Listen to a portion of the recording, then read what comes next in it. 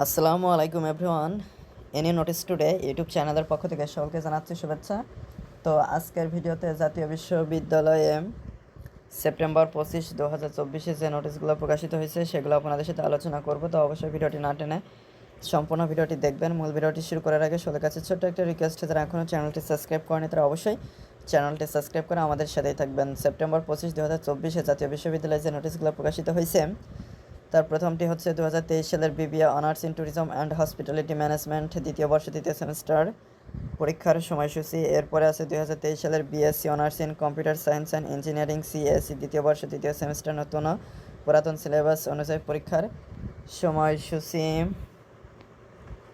এরপরে আছে 2023 সালের বিএড অনার্স দ্বিতীয় বর্ষ তৃতীয় সেমিস্টার পরীক্ষার সময়সূচি। এরপরে আছে 2023 সালের এমএস এড কোর্স পরীক্ষার ফর্ম পূরণের বিজ্ঞপ্তি। এরপরে আছে 2021 সালের মাস্টার শেষ পর্ব আইসিটি পরীক্ষার ফলাফল প্রকাশ সংক্রান্ত বিজ্ঞপ্তি। এরপর আছে সংবাদ বিজ্ঞপ্তি জাতীয় বিশ্ববিদ্যালয় ও বাংলাদেশ ইউথ লিডারশিপ সেন্টার এর মধ্যে সমঝোতা স্মারক।